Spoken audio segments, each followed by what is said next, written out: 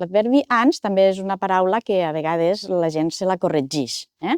I poden passar dos camins, dos opcions. Corregir-se-la per a dir abans o per a dir antes. I dius, a veure, asserenemos. És que ans està bé.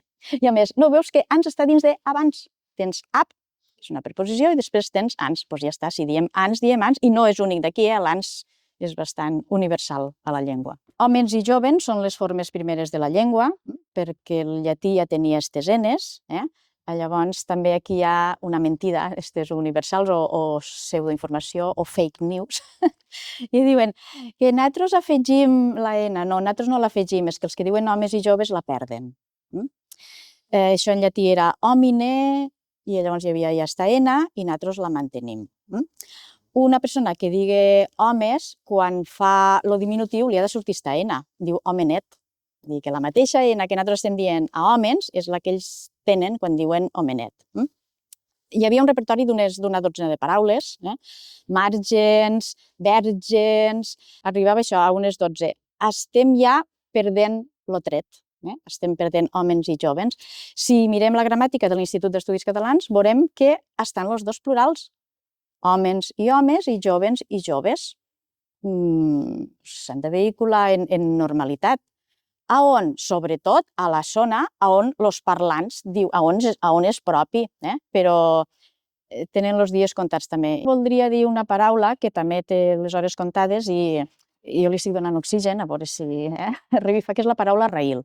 Per què també en referència a Ulldecona? Perquè el Centre d'Estudis d'Ulldecona, que fa una faena, que també faena és una paraula catalana, és un catalanisme que té el castellà, això fa una feina molt digna i important de recuperació del passat. Llavors, sol haver aquí, caiem en una paradoxa, en una contradicció, que per a recuperar el passat, resulta que hi ha molta gent que el primer que fa és eliminar la paraula que ens serveix, és a dir, no diem raïls perquè, pobrets de nosaltres, anem dient raïls, hem de dir arrels, no. Raïls és la primera.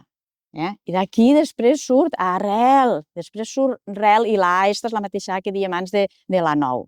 Llavors, una paraula que sí que vull reivindicar és raïls. Tenim les nostres raïls, el nostre parlar, la nostra història, etc. Però raïls és una paraula que està al diccionari també i que tots els usuaris que vulguin la poden fer servir, els que és autòctona d'on és, i si la volen incorporar als altres, perfecte.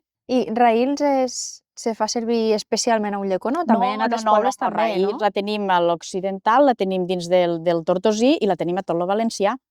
Sí. De fet, lexicogràficament, és a dir, en quin diccionari va aparèixer primer? Diccionaris valencians. I després, a partir d'un informe que vaig enviar a l'Institut d'Estudis Catalans, se va incorporar raïl al diccionari de l'Institut d'Estudis Catalans.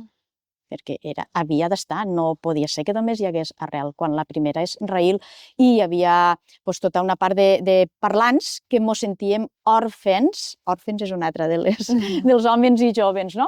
Que mos sentíem òrfens d'estes raïls a la lexicografia, és a dir, al diccionari normatiu, però ja està incorporada en normalitat. Ara només cal que els usuaris s'ho creguen i la facin servir, perquè si se queda només allí al diccionari, doncs